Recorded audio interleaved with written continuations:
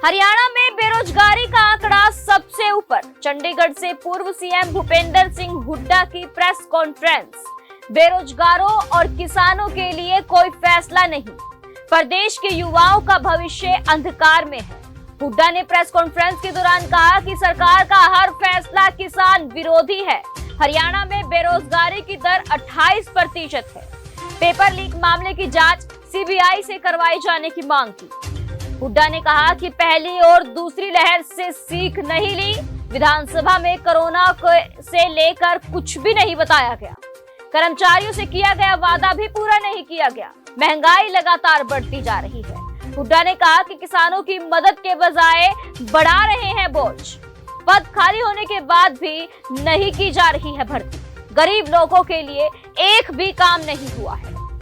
जब से मैं कोरोना हुआ चला और मेरे को हुआ तो उसके बाद बीच में एक थोड़ी देर के लिए आया था मैं किसी उसमें, और सेशन में ही आया था।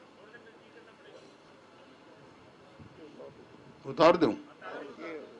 फिर तुम ये तो नहीं लिखोगे? ये सर उन्हें कर रखी हैं?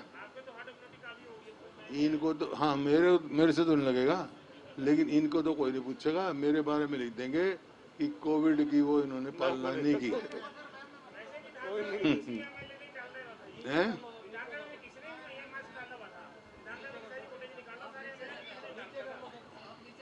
उसके बाद यहाँ आने का मेरा को मौका नहीं मिला आपसे मुलाकात करने का, सेशन में ही। और सेशन में भी ऐसा तुम्हारी प्रेस गैलरी तो गई वहाँ से हैं, वो तो हरियाणा निवास में आ गई, और इतना मैं ज़्यादा जा नहीं सकता वहाँ बिजी होकर। तो इस वास्ते आज सभी साथियों को मिलाया, बात भी करेंगे। मुद्दे आपको मालूम है आज हरियाणा की क्या स्थिति है, और विधानसभा में हमने हर मुद्दा उठाने का प्रयास की, लेकिन मैंने शुरू में कहा था समय कम है। 3 दिन का समय नाकाफी था जिस हिसाब से आज हरियाणा के हालात हुए हैं। आज हरियाणा जो है आर्थिक तौर पे, क्राइम के उसमें, महंगाई में, बेरोजगारी में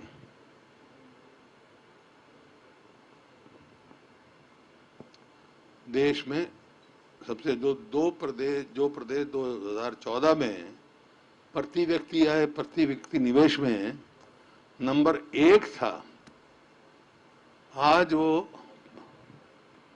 प्रदेश हर चीज में नीचे खिसक रहा है।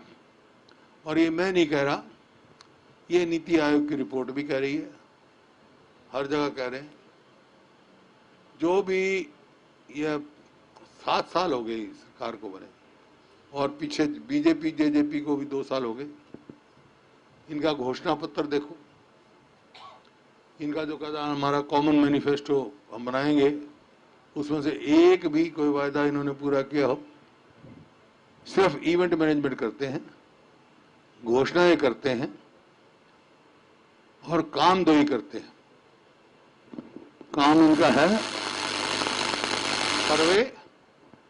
सर्वे और सर्विलेंस। तीसरा कोई काम नहीं है इस सरकार का। कोई गरीब आदमी के लिए, किसान के लिए कोई ऐसा फैसला नहीं लिया जो उनको लाभ पहुंचे। बेरोजगारों के लिए कोई भी वो नहीं हुआ। आपके सामने है जिस प्रकार से बेरोजगारी में तो सीएमआई रिपोर्ट से नंबर 1 है ही हरियाणा, और फिर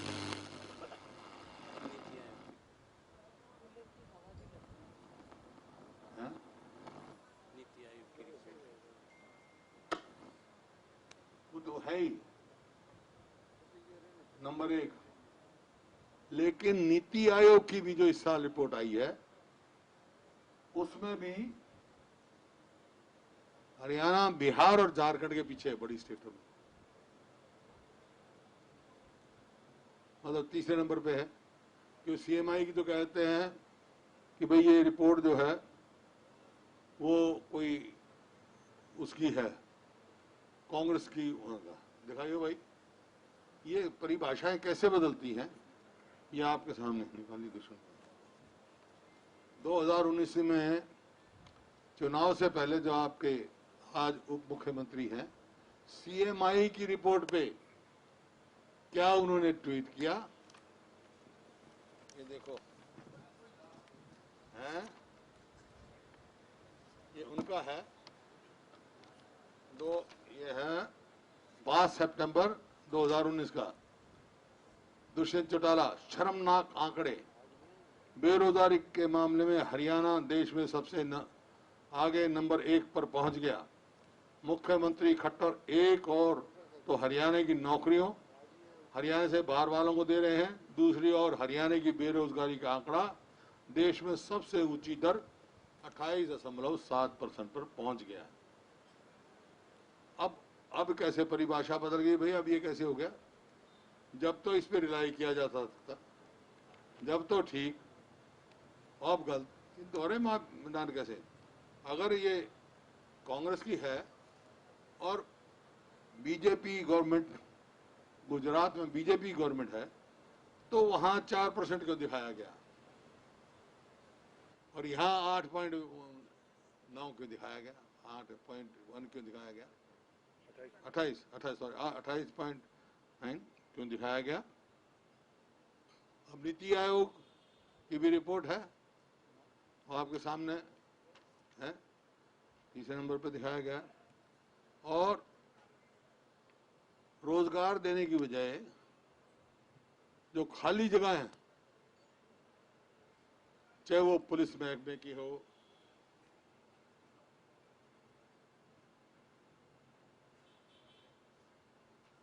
चाहे वो पुलिस महकमे में हो, चाहे हेल्थ डिपार्टमेंट की हो, एजुकेशन की डिपार्टमेंट की हो, लाखों जगहें खाली पड़ी है। कोई निकालेंगे जगह, विड्रॉ कर लेंगे।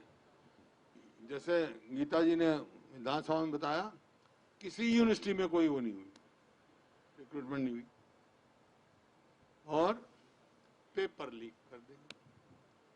जो लुटाई ये पेपर लीक में हुई है हरियाणा के युवाओं की, जैसे हमने मांग की कि भाई सीबीआई की जांच कराओ आप, मैं ये समझ से बाहर है कि इनको कोई है ही नहीं। ये कहते भाई ठीक है, ये तो वो है, तो सीबीआई की जांच कराने में क्या संकोच है इनको? इसका मतलब कहीं ना कहीं दाल में काला है जो संकोच कर रहे हैं। नहीं तो हर चीज के लिए तो बहुत जल्दी करते थे ये सीबीआई की इंक्वायरी करने के लिए। इंटर स्टेट मामला हो चुका है ये। कुछ आदमी जम्मू में पकड़े गए, कल को पंजाब में कोई पकड़ा जाएगा तो क्या करेगी हरियाणा पुलिस? इसको तुरंत सीबीआई को देना चाहिए ताकि लोगों को वो हो, हाँ, विश्वास हो। और दूसरा मैंने कहा था कि भाई डिस्ट्रिक्ट वाइज अभी से सीबीआई की इंक्वायरी एक इशू है। दूसरा, अभी जाके बाकायदा पब्लिसिटी पे तो बहुत पैसा खर्च कर रहे हैं, इस बात की भी पब्लिसिटी करें कि भाई किसने कितने पैसे दिए, कितने लोग लाइन लगा के खड़े हो जाएंगे जो लुटाई हुई है। मतलब जैसे मैंने कहा, नौकरी चाहिए तो लखपति चाहिए, लखी चाहिए। इनको लखी ले सकता है नौकरी हरियाणा में। और भाई पेपर लीक करना तो करोड़ी चाहिए, करोड़ दे दो पेपर मिल जाएगा, लाख दे दो नौकरी मिल जाएगी। परचून की दुकान बना दिया हरियाणा को, नौकरियां हिसाब भी की है, तो लखी करोड़ी पैदा कर दिए भाई इनने। यहाँ पर हरियाणा का जो बेरोजगार है उसका भविष्य अंधकार में। इसी प्रकार से किसानों का जो लैंड एक्विजिशन, हर फैसला इनका किसान विरोधी। लैंड एक्विजिशन में जो अमेंडमेंट के लेके आए हैं, इतनी मुश्किल से लैंड एक्विजिशन हुआ 2013 में 1894 का था, किसान के हित का बना। अब जो भी ये लेके आए हैं टोटल किसान के अहित का है। चाहे वो 70% कंसेंट की बात हो, उसको खत्म करने के लिए जो 10 है इन्होंने किया है। जैसे मल्टी क्रॉप इरिगेटेड लैंड को एक्वायर नहीं कर सकते थे, उसको भी कर दिया। और जो हाँ डिफेंस के लिए और चीज़ों के लिए कर सकते थे, जरूरी हो देश की सिक्योरिटी के लिए, लेकिन अब तो इन्हें पब्लिक प्राइवेट पार्टनरशिप उसमें कर दी, उसको छूट दे दी। इसका मतलब क्या है? इसका मतलब ये है किसान की कंसेंट तो गई, जो कंसेंट जरूरी थी। कलेक्टर को पावर दे दी। हाँ, मतलब तो ये तो पूंजीपतियों के हाथ में गई, किसान विरोधी है। और जो क्रोनी कैपिटलिज्म कहते हैं ना, वो उसकी तरफ एक बहुत बड़ा कदम है सरकार का। और मकसद में समझ में आया कौन से प्रोजेक्ट के लिए इन्होंने किए। अरे लैंड बैंक हरियाणा के पास बहुत है, उसको यूटिलाइज कर लो। जो आईएमटी है खरखौदा, उसको कर लो। आईएमटी रोहतक खाली पड़ा है, फरीदाबाद है, ये आपका शाह है, कितनी जगह आप कर सकते हो हैं? हाँ, रोज का मेवात में है, वो खाली पड़े हैं। जो एक्विजिशन करी हुई लैंड जो एक किसान के हित की है, दादूपुर नलवी, वो डिनोटिफाई कर दी, जो कि डार्क जोन की थी सारी जमीन। वो जो ये कहते हैं 22 तक हम आमदनी दुगनी करने वाले बात है। तो एक भी फैसला इनका किसान और गरीब आदमी हक में नहीं। जो कलेक्टर को पावर दे दी कि भाई वो करे, कोई मान लो कोई लैंड ओनर चले गए और वो और उनका हो गया, उसी टाइम जो है एक्विजिशन कर दे without asking for any objections. भाई कोई लैंड ओनर है, उसकी जमीन में से किसी का रास्ता जा रहा है, किसी का रजवाया जा रहा है, किसी को ईजमेंट राइट मिला हुआ है, किसी ने मोर्टगेज कर रखा है, किसी ने ठेके पे ले रखा है, कोई साझी मिला हुआ, उनकी कोई सुनवाई नहीं।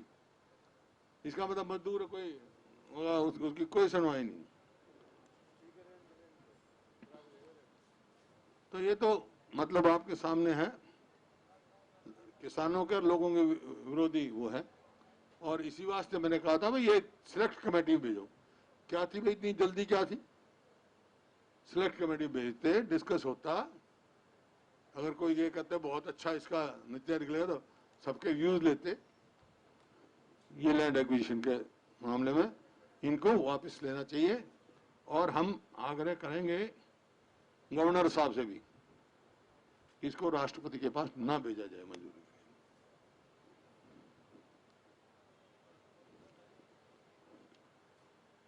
देखिए 75वां साल है हमारे स्वतंत्रता दिवस। आज बड़ी जोर शोर से हरियाणा सरकार भी कह रही है, लेकिन फ्रीडम फाइटरों की एक पैसा भी उन्होंने पेंशन नहीं बढ़ाई 7 साल में। जहां छोड़ गए थे वहीं, इतना तो उनका सम्मान है। जो उनके पोते पोतियों को हम देते थे, चलो उस टाइम 21,000 देते थे, कितना मेरे को याद नहीं, वहीं की वहीं। कोई एक भी ऐसा वो नहीं जो उनकी करो। 75वां साल है, चलो मना, अब तो कुछ तो करते, सोचो हैं कितने। अगर हरियाणा में 4,500 पेंशन लेते थे तो आज तो बेचारे 400 ही होंगे, मुश्किल से 400 ही होंगे जो पेंशन ले रहे हैं। उनकी तरफ कोई ध्यान नहीं सरकार को। महंगाई का मैंने आपको बताया, महंगाई किस तरह वहां से पकड़े, एक कदम महंगाई कम करने का नहीं। डीजल कहां से कहा, मैंने कितनी बार कहा। और वहां तमिलनाडु में स्टालिन की गवर्नमेंट बनी है, 1 मिनट में कम कर दिया 3 रुपए लीटर। यहाँ क्या वो है भाई, अपना वेट तो कम कर ही सकते हैं। सेंट्रल गवर्नमेंट तो कहती है कि अपना वेट कम कर लो, जिसको सस्ता देना है, तो क्यों नहीं हरियाणा सरकार करती भाई। डीजल की भाव बढ़ गया, खाद बढ़ गया, पेस्टिसाइड्स बढ़ गए, लेकिन किसान को एमएसपी भी नहीं मिल रहा। जो मक्का का एमएसपी था, मेरे पास रसीद है, 1400 की तो रसीद है, लेकिन बिका वो 1900 से 1850 एमएसपी। और वो बेचारे का किसान का लिया कहीं 1000 में, कहीं 1200 में, कहीं 1400 में, उसको एमएसपी भी नहीं मिल रही। लागत बढ़ रही है, आमदनी घट रही है। तो ऐसे समय में किसानों की मदद करने की वजह और उसके ऊपर वो ये कर रहे हैं। देखिए, ये जो साल गुजरा, कोरोना आया, बड़ी भारी सारी दुनिया में आया, सबको दिक्कत हुई, हमारे यहाँ भी, हम वी कांट बी एक्सेप्शन। सबको बहुत ज़्यादा मुसीबतें मिल रही, प्रयास भी किए, लेकिन हमने उससे सीख क्या ली? पहली वेव से दूसरी वेव तक कोई तैयारी नहीं करी। अब ये कह रहे हैं तीसरी वेव आएगी, नीति आयोग वाले कह रहे हैं, वो तो यहां तक चले गए रोज के 4 लाख केस होंगे। अब क्या तैयारी है इनकी? कितने तो पैरामेडिकल स्टाफ इन्हें भर्ती किए, कितने डॉक्टर भर्ती किए, कौन सा इंफ्रास्ट्रक्चर किया, कितने और बेड ऐड किए। ऐसा विधानसभा में इनको बताना चाहिए था कि हमने इतनी तैयारी की है, लेकिन बताएंगे क्या? बताने के पास कुछ है ही नहीं इनके पास। हाँ, एक बात जरूर कह दी कि जो वायदा किया था नर्सिंग स्टाफ से, जो कोरोना वॉरियर से, चाहे बेचारे सफाई कर्मचारी थे, इनके हम दुगने वो देंगे, वो मना कर दिया।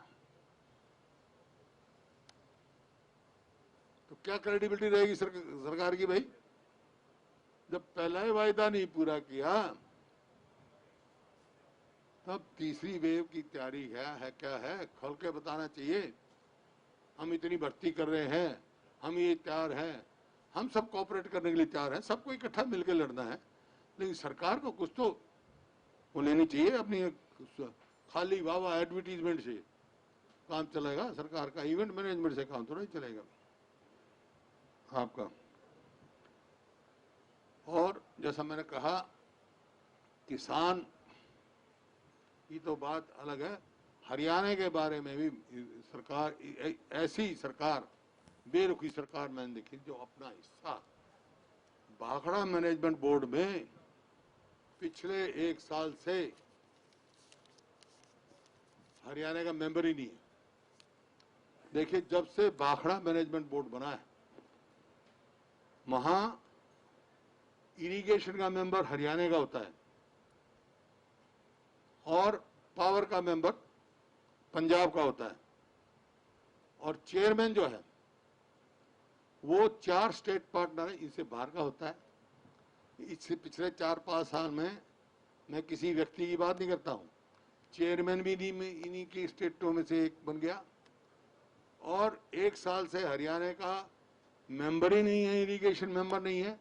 तो उसका क्या नतीजा हुआ कि पावर का मेंबर भी पंजाब, हरियाणा इरिगेशन का मेंबर भी पंजाब, बंटवारा वो करेगा, हरियाणा को हिस्सा कहां से मिलेगा? जब भी तो इतनी किल्लत हुई, जितनी राइस सूट्स में 15-15 दिन, 20-20 दिन लेट हुए, रोज हम टेलीफोन करते रहे, क्यों? आपका वहां कोई है ही नहीं, और अब भी नहीं भेजा। क्या एक चीफ इंजीनियर होता है, एक चीफ इंजीनियर पे नहीं कर सकते अब जो अपना हक हकूक की लड़ाई लड़े?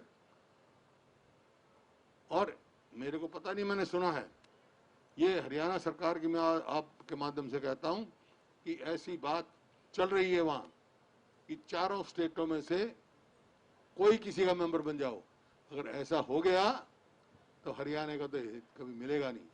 उस बात को अगर कोई है चल रही है तो ये हरियाणा के मुख्यमंत्री की जिम्मेवारी है कि जो हमारा हक का है मेंबर रहे, और इरिगेशन मेंबर हरियाणा ही रहे, हरियाणा का ही रहे, नहीं तो ये बड़ा भारी नुकसान हमारा होने जा रहा है। एक समय था जब हरियाणा बना 66 में, उस टाइम एक मेडिकल कॉलेज था पंजाब के समय पर। 2005 तक सरकारी कोई दूसरा मेडिकल कॉलेज नहीं था। उसके बाद हमने मेडिकल कॉलेज बनाए, प्राइवेट भी बने। यहाँ हुआ लड़कियों की मेडिकल कॉलेज बनाया, यूनिवर्सिटी बनाई, वो तो अलग बात मैं बता रहा हूँ। तो लोगों ने रुचि लेने लगे, डॉक्टर बनने लगे। जो हमारे बच्चे बाहर जाते थे पढ़ने के लिए, वो यहाँ पढ़ने लग गए, डॉक्टर बनने लग गए, मिलने लग गए। वो उसका क्या किया, 8 लाख फीस थी, 8 से 22। इसका मतलब गरीब आदमी का बच्चा तो डॉक्टर बन नहीं सकता भाई, आम आदमी का बच्चा तो डॉक्टर बन नहीं सकता है 22 लाख। अगर है आप तो, इतनी सरकार की क्षमता है कुछ उसकी फिक्स करके, आमदनी फिक्स करके सब्सिडाइज करे। सरकार क्यों नहीं कर सकती? मतलब गरीब आदमी को और आम आदमी को, बच्चे को यहाँ डॉक्टर बनाने का हक ही नहीं रहेगा क्या? तो ये सारे ऐसे काम इन्होंने किए हैं। एक और इन्होंने स्कीम चलाई, आज से 5 महीने पहले, शायद पिछले सेशन में मुख्यमंत्री जी ने अनाउंस की थी। वो थी मुख्यमंत्री अत्याधुनिक परिवार, क्या ये उत्थान, हाँ, अंत्योदय परिवार उत्थान अभियान। उसका जवाब आया है। क्या है इनका? ये था भाई 1 लाख उनको आइडेंटिफाई करेंगे। ये तो कुछ नहीं आया भाई, क्या देंगे? ये है व्याख्यान करेंगे उनको। व्याख्यान तो तुम्हारे इतने पोर्टल हैं, जब आप कहो तो मैं पढ़ के सुना दूं उनका। क्या है तेरे पास भाई? देख भाई, तो उसका व्याख्यान करेंगे। अरे व्याख्यान करने तो भाई बहुत बहुत है, तुम्हारे रोज अखबार रहे, इतने बड़े बड़े एडवर्टीजमेंट देने लग गए, फिर स्कीम की क्या जरूरत है? व्याख्यान तो कर लो, तुम कर ही रहे हो। वही मैं कह रहा हूं, इवेंट मैनेजमेंट एक बताएं कि भाई ये लाभ दिए, जैसे हमने किया था, 100 गज के प्लॉट दिए थे, उनके बच्चों को स्कॉलरशिप का फैसला किया था, गरीब आदमियों के आगे मकान बना के दिए थे। ये बताए तो इसमें कौन से वो किया है? सरसों का तेल बीपीएल के था, सरसों का तेल भी था। ये जो बता रहे हैं आइडेंटिफाई करें, 1 लाख आदमी करेंगे, इसमें क्या बेनिफिट दिया है सरकार ने अलग से? खाली व्याख्यान करेंगे अब तुम्हारी ये स्कीमें हैं, ये स्कीमें तो सब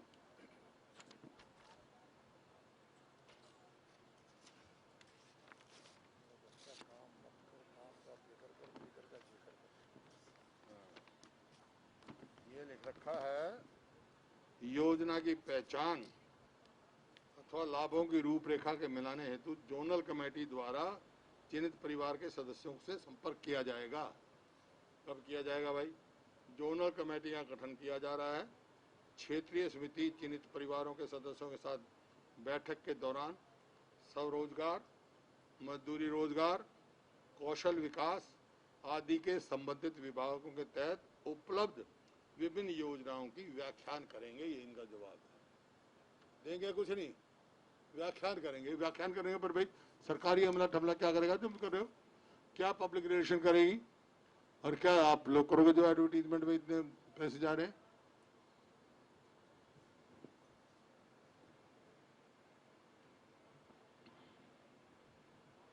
इस प्रकार से बहुत मुद्दे थे। जैसे मैंने कहा था शुरू में कि भाई बहुत कम समय है, लेकिन मेजोरिटी अथॉरिटी में तो अकेला था बीएससी में। मैं कहा 1 हफ्ता तो चलाओ, और हमने निवेदन किया, मैंने आभार भी व्यक्त किया स्पीकर साहब का, भाई 0 आवर शुरू करो ताकि कुछ ज्वलंत मुद्दों को उठाने ही मिल जाए।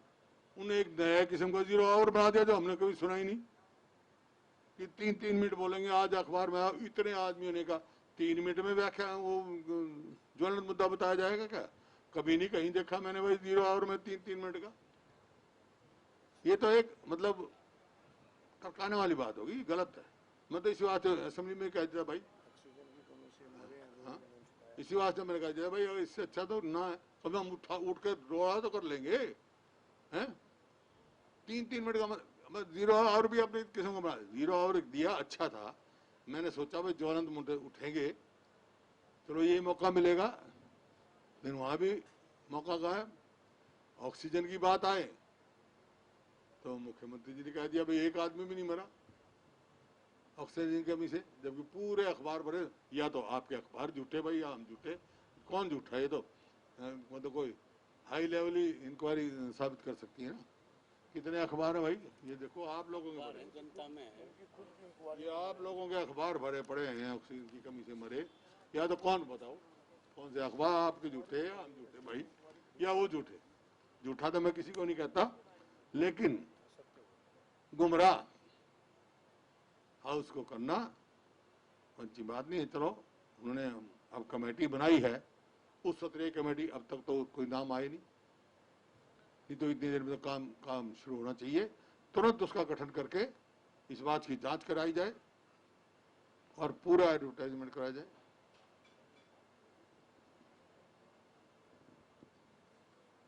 ये ऑक्सीजन से मैं तो एक ही बात कही थी उनको, भाई आप पहले दिन आपने कोई नहीं मरा, अगले दिन मैं यही कहता हूँ, मैं हाँ या ना कह दो, आपने कल बात कही थी उस पर।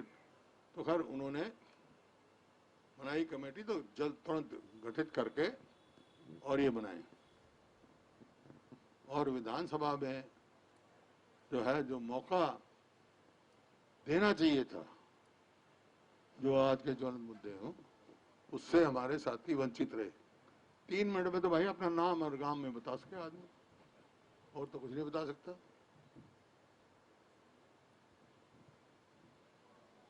मैं तो इस बार का एतराज किया था।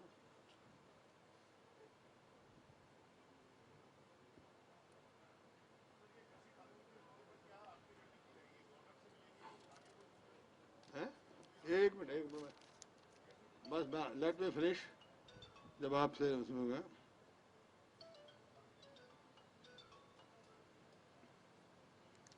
एक इवेंट में और चला रखा है इन्होंने कि फ्री अनाज 5 किलो। कोई नई स्कीम तो है नहीं, ये तो हमारे समय में भी है, और उस समय तो सरसों का तेल भी मिलता था, नमक भी मिलता था, दाल भी मिलती थी। वो तो सब गायब हो गए। कहते सरसों तेल का पैसा देंगे हम। किताबें बच्चों को देनी नहीं कि किताबों को पैसा दे, मार्केट में प्रिंट ही नहीं हो रही किताब, बच्चा मतलब ये बगैर किताब के बच्चे रह जाए। एक मास्टर एक स्कूल में है, इतनी कमी शिक्षा का, बिल्कुल है ना, क्या कहूँ, चौपट कर दिया हरियाणा में। इसी तरह जो स्पोर्ट्स पॉलिसी थी हमारी, उसकी ग्रेडेशन लो कर दी, उसकी ग्रेडेशन बढ़ा दी। जो हम जिस लेवल पे कॉम्पिटिटिव कराते हैं, जहाँ बच्चे को मौका मिलता आगे जाने का, वो कंपटीशन कम कर दिए। डीएसपी हम बनाते थे, डीएसपी भर्ती करना बंद कर दिया। अब जिनकी जो डीएसपी भर्ती हुए उनकी प्रमोशन नहीं देते। तो ये जो है खेल नीति में भी इन्होंने खिलवाड़ की है।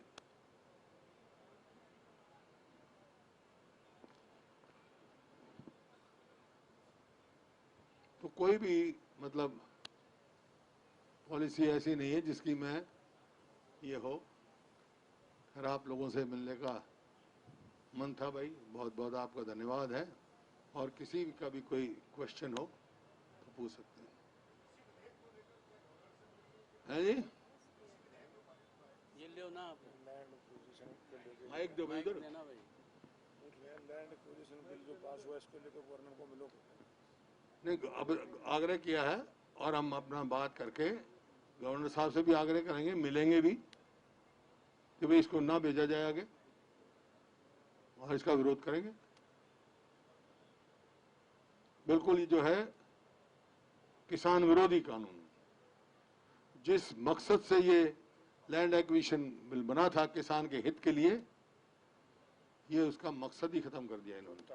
हैं? चौथा काला हाँ, काला कानून बना दिया किसान।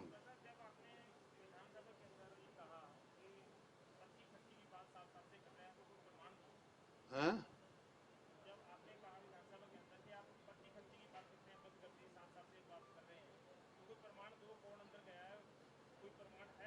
कोई प्रमाण नहीं है, कोई कहीं से कुछ नहीं है। जब भी तो मैंने कहा जब इनका पहला पेपर लीक हुआ ना और ये अखबार में आई कि भाई इतने लाख रुपए में कंडक्टर बिका, इतने, उसके बाद इन्होंने कहा नहीं नहीं हमारा हम तो बहुत साफ है, आपके यहाँ पर्ची खर्ची होती थी। नहीं, पहले पर्ची खर्ची तो भाई मैनिफेस्टो में डालते ये, लेकिन अपना बचाव करने के लिए दूसरे पे दोषारोपण का प्रयास किया। अब साबित हो गया भाई ये तो लखी और करोड़ियों का राज है। इनको नौकरी किसी को लेनी है तो लाखों ले जाओ, पेपर लाना है तो करोड़ों ले जाओ, पेपर लीक करके उनको भेज दो। वो नहीं पकड़े जाएंगे, पकड़े हो जाएंगे जो जो बेचारा बेरोजगार है, लालच में आके खरीद लेता है, किसी को बहकावे में आ जाता, उसको तो पकड़ लेंगे। लेकिन कहां से लीक हुआ, कैसे लीक हुआ, कब लीक हुए, ये हाउस में गुमराह करना कि केवल 4 पेपर लीक हुए, मैं इससे बिल्कुल सहमत नहीं हूं। अखबारों में आया अगर 28, कोई 28 लिखता है, कोई 24 लिखता है, कोई 22 लिखता है, सारे सोशल मीडिया पर आ रहे हैं। अब जो उन्होंने डिटेल दी तहसीलदार का था, अखबार वो पेपर है ही नहीं जो लीक हुआ था, वो तो मेरे को भी याद है, पता नहीं कितने पेपर ऐसे लीक हुए। तो इसी वास्ते हमने मांग की थी भाई सीबीआई इंक्वायरी कराओ हाई कोर्ट या सुप्रीम कोर्ट के जज के सुपरविजन में, तो हम लोगों को भी चाहते कि हाँ भाई नियत साफ है, करना चाहते हैं, नहीं तो ये युवा पीढ़ी से खिलवाड़ है।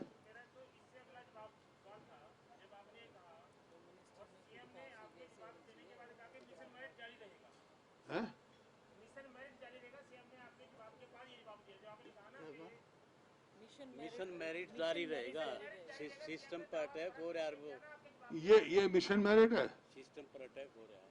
अरे जहां एसएसबी कमीशन का चेयरमैन सस्पेंड किया हो हैं, ये हमारे टाइम में हो सकता है कोई नौकरी का टेक्निकल ग्राउंड पे कोर्ट ने कर दिया हो, या जो हुआ है एक आध जगह वो इन्होंने पूरे इन्फॉर्मेशन ना दें, ये कह दें कि भाई ये जितनी जगह थी इतनी जगह खाली नहीं है, जबकि खाली थी, एफिडेविट दे दे तो कोर्ट जबरदस्ती लगा था। हाँ यही हुआ, और कोई उनकी मेरिट पे थोड़ा ही था, that was not on challenge on their merit.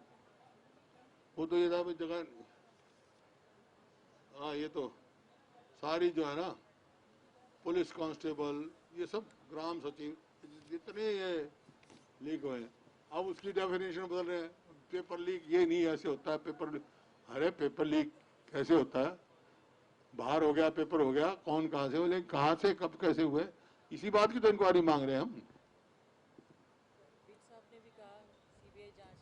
जब इनका गृह मंत्री कह रहे हैं, वो कह रहे हैं पुलिस जांच करेगी, पुलिस किसके अंडर है भाई, गृह मंत्री के अंदर। गृह मंत्री खुद स्वयं कर रहा है कि भाई सीबीआई की जांच हो, तो भी इनको क्या ऐतराज है।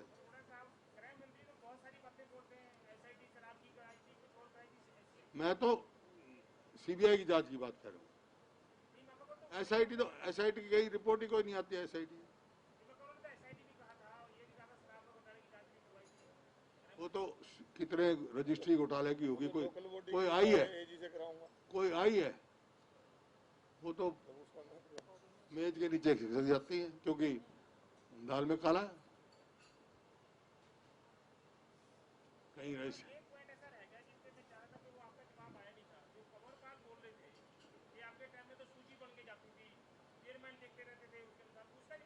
आ गए, मैंने कहा बिल्कुल गलत है, कह चुका था मैं क्या मतलब है, मैं तो कभी ये बात होती है तो चेयरमैन पे मुकदमे नहीं बनते यार। ये अपना जो ना बचाव के लिए, अब उन्होंने कहा मैं कोई व्यक्तिगत बात नहीं कहता, मुद्दे बहुत हैं, लेकिन अपने बचाव के लिए जो कि खिसियानी बिल्ली खमन होती है यार, इसमें मैं बुरा क्यों मानूं उनको। ये तो पुरानी मिसाल है हमारे, जो खुद कसूरवार होगा अपने बचाव के लिए, नहीं तो क्या मतलब इसका भाई। ये उसको आज ही पता लगा, 7 साल के बाद पता लगा क्या, 7 साल से पहले नहीं पता था, जब हमारी सरकार थी जब नहीं पता था, जब ये बीजेपी में नहीं थे क्या, या राजनीति में नहीं थे।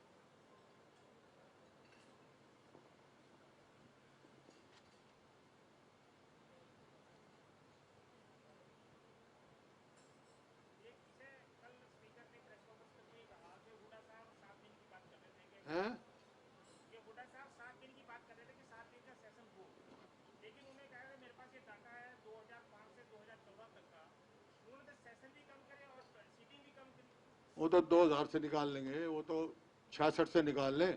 सवाल इस बात का है आज क्या मुद्दा। उस टाइम इतने प्रदेश की स्थिति मजबूत थी, मुद्दे ही नहीं थे इनके पास। हमारे पास मुद्दे हैं, गिना रहा हूं। मैं तो पूरा छूट देता था विपक्ष को, हर मेंबर को बुलवाते थे। अरोड़ा साहब से कभी बोलो इनको रोका हो बोलने से, कभी मौका ना दिया हो। ये आप सामने है, प्रत्यक्ष करवाने की जरूरत नहीं है। जब कोई बोलने वाला नहीं होगा, कोई मुद्दा उठाने वाला नहीं होगा तो क्या, अब तो ऐसी स्थिति नहीं है। माइक बंद कर। तो इनको कब रोका भाई हमने? कभी विपक्ष ने कहा भाई हाउस बढ़ा तो बढ़ा दिया हमने।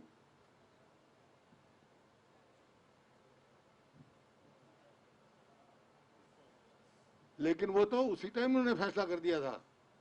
मैं अकेला था, मेजोरिटी अथॉरिटी, उन्होंने कहा नहीं 3 दिन चलाएंगे हम। किसान आंदोलन मैंने कहा भाई फिर तुम बाहर जाके कहोगे। हुड्डा साहब ने भी एग्री कर लिया, तो उन्होंने कहा नहीं मैं अनाउंस करूंगा अभी, आपने नहीं एग्री करा। किसान इतने पिछली बार जैसे किया था, पिछली बार भी किया था, बाहर जाके खड़ा हो कह दिया कि सबने ये यूनानिमस है। तो ऐसा नहीं है ना, प्रजातंत्र में जो जिसकी आवाज है उसको दबाने की प्रयास नहीं करना चाहिए भाई। किसान आंदोलन, किसान जो है तकलीफ में है, आज हाँ, इसकी चर्चा होनी चाहिए। आज कितना हमने कहा भाई, 9 महीने से किसान बैठे हैं, हमने अर्जेंट मोशन दिया, उसका बात करते ही वो माइक ऑफ कर देते हैं। डॉक्टर खड़ा हो जाए, डॉक्टर का माइक ऑफ, ये खड़े हो जाए, इनका माइक ऑफ। वहां के बात करते ही भाई जिम्मेवारी है। मैंने एक बात कही, वो तो कह दी सेंट्रल एक्ट है, ये है। मैं ठीक है, हमारी भूमि पर बैठे हैं ना, हम एक काम तो कर सकते हैं ना। अब जैसे ये सेंट्रल एक्ट नहीं है, लैंड एक्विजिशन ने बदल दिया है, तो इसमें अपना तो बना सकते हैं कि हरियाणा में कोई भी एमएसपी से कम खरीद करेगा प्राइवेट मंडी में या कोई आदमी, तो उसको सजा का प्रावधान किया जाएगा। क्यों नहीं कर सकते भैया? क्यों नहीं कर सकते? मेरे को बताएं, जवाब दें। आगे क्या अपना काम करेंगे हम क्या प्रोग्राम जो होगा बताएंगे आपको। तो कोविड की उसकी देखते हुए जो भी संभव होगा करेंगे।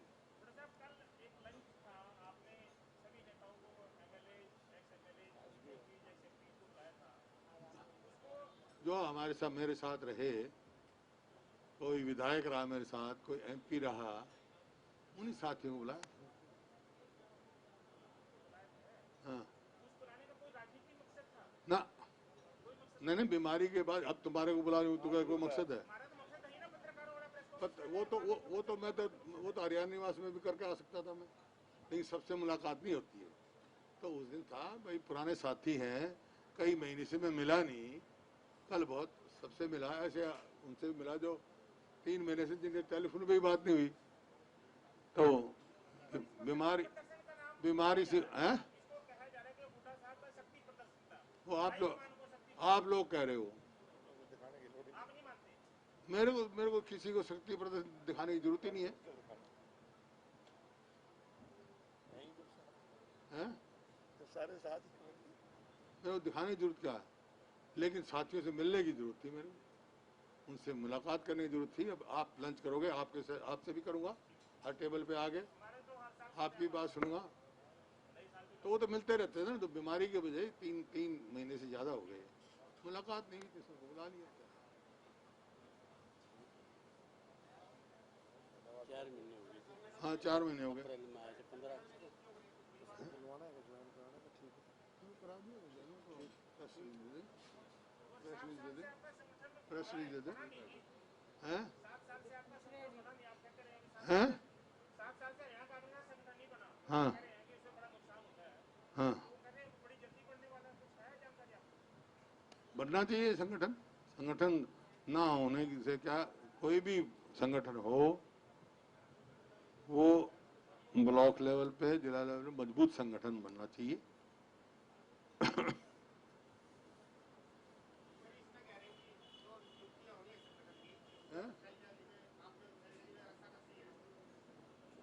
माइक दे हैं?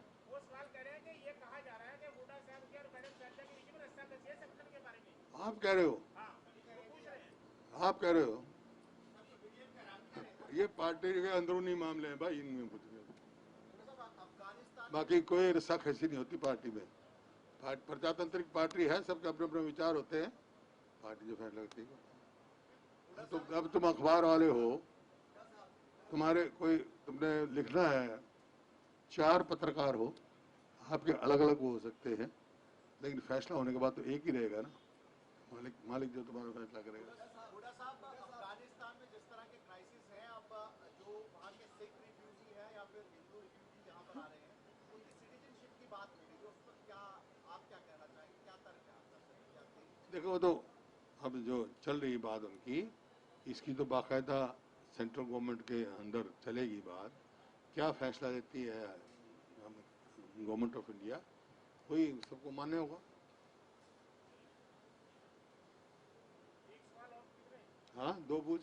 कोरोना की वजह से आपसे तो संपर्क आज हो रहा है, जब आप कोरोना से लड़ते थे, आपके समर्थक एमएलए, वो समर्थक इसलिए बोल रहा हूँ क्योंकि हमने लिखा कि हुड्डा साहब के समर्थक एमएलए केसी वेणुगोपाल से मिले थे और उन्होंने कहा था कि मैडम साहब को बदलो, हुड्डा साहब को प्रदेश का अध्यक्ष था, हमें जो जानकारी बाहर आई, सच है झूठा मेरी बात, आप नहीं, आपको मालूम ही नहीं तो मैं क्या करूँ, जब आप सच्चा झूठा, मेरे को खुद नहीं मालूम, मैं तेरे जैसा हूँ, मैं कोई उनके साथ था। नहीं, मेरे सामने किसी विधायक ने कहा, ये नहीं कहा हम क्या कह के आए हैं, नहीं मेरे सामने किसी ने नहीं कहा, और ऐसा कोई मेरे को ना इल्म है, ये आप लोगों की कहानियां हैं, तो मत जी करो।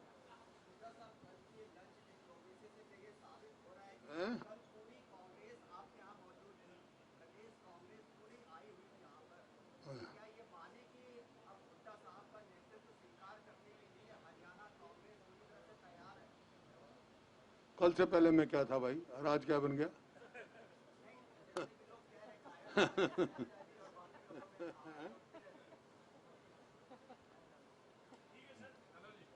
और पूछ लो, किसी का सवाल नहीं रहना चाहिए। ओ भाई, तू कैमरा तारा, तू सबसे पहला बात है, तू पूछ, फिर देख ले। ना ना, जो उल्टा पीस सीधा जवाब तो मैंने देना है ना, कोई ऐसी आया नहीं ना, आएगा तो आज तुमने बड़ी समझदारी से काम किया है। सभी कृपया लंच करके जाना, सभी आमंत्रित।